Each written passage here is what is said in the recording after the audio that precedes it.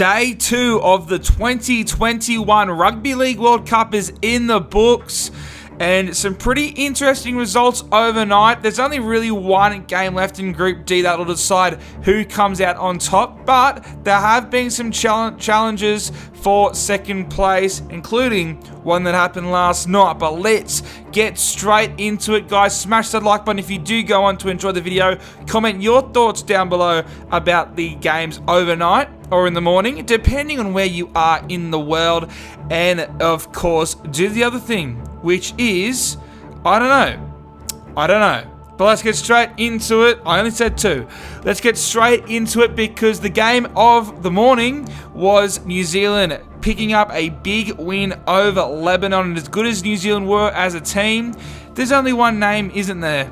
And it's Joey Manu. What a performance. He's playing out of position and in what is one of the best New Zealand sides, one of the best sides at the World Cup. Joey Manu is playing out of position and is probably the best player, scoring one of the best test match tries of all time with a chip and chase.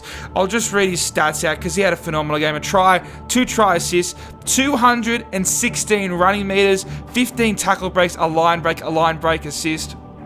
If New Zealand go on to do anything, and a lot of people think that they can win this entire competition, then Joey Manu is the man to lead him. What a performance. The Roosters have Tedesco and Manu, the best 2 fullbacks in this competition. Obviously, I don't know too much about Sam Tompkins, but even from what I've seen, it's those 2 in daylight. And then Suoli'i, who's maybe 3rd. I know Samoa did get belted, but maybe 3rd. Also from the Roosters. The Roosters have enjoyed a pretty good start. I think they've got 3 men in the matches in the first 5 games. Radley was phenomenal, and another bloke was, who we'll get to in a minute. But great performance from New Zealand. Brandon Smith, he was phenomenal as well. He got 2 try assists.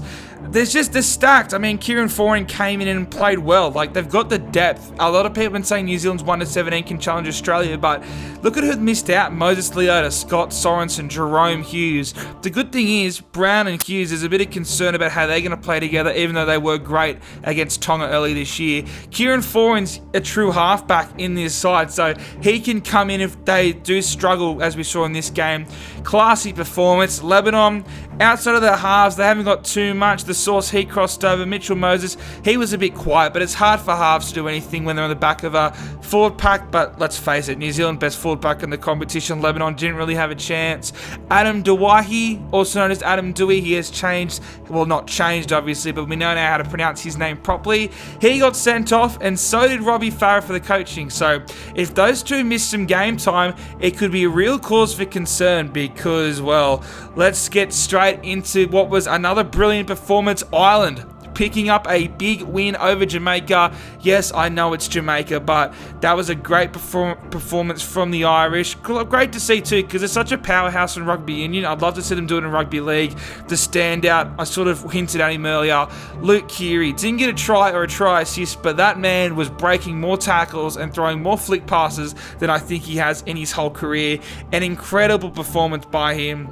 Senior, he was good on the wing too, nearly crossed over for a double, I think it was in the end, but Harry Rushton as well, coming off the bench. They're pretty stacked Ireland. They don't have any big names. They've got Jermaine Jolloff and Luke Keary. Outside of that, don't really recognise anyone.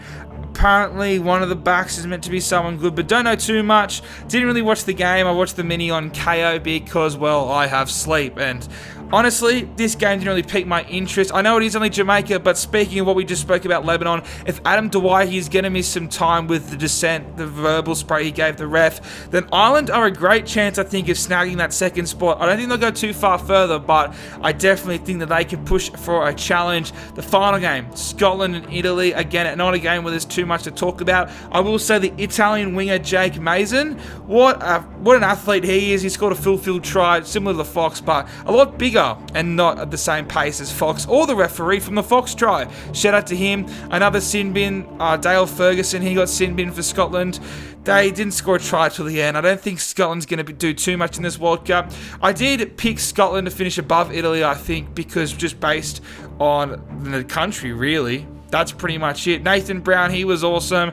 Look, when you got games like this, the NRL players are really going to stand out. So, Nathan Brown, he was phenomenal. He was pretty much the difference. Italy picking up a big win, some big score lines.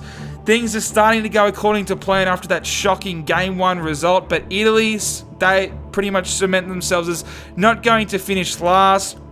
So, that is everything you need to know from Day 2 of the Rugby League World Cup in 2022, but it's the Rugby League World Cup of 2021. So, Magic Manu, Joseph Manu, he's the one to keep an eye on. We sort of know who's going to top the groups. PNG and Tonga, that'll be a good game that comes out in, I think it's going to be Wednesday morning here. So that'll be interesting. Outside of that, don't see too much changing, although I do think Ireland can beat Lebanon, especially if Adam Dewey is going to be out. So keep an eye on them.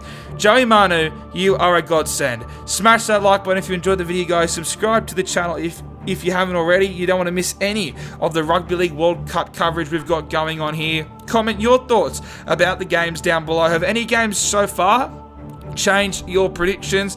And let me know, do you guys prefer just the classic I upload highlights and a quick game review as soon as the game's over, or just me doing a day wrap? Because I do like to sleep, but I'm also here to entertain you guys, and I can sleep when I'm dead, so just let me know. That's it, everything from Day 2. Smash that like button, comment your thoughts down below, and subscribe if you haven't already. I'll see you guys in the next one.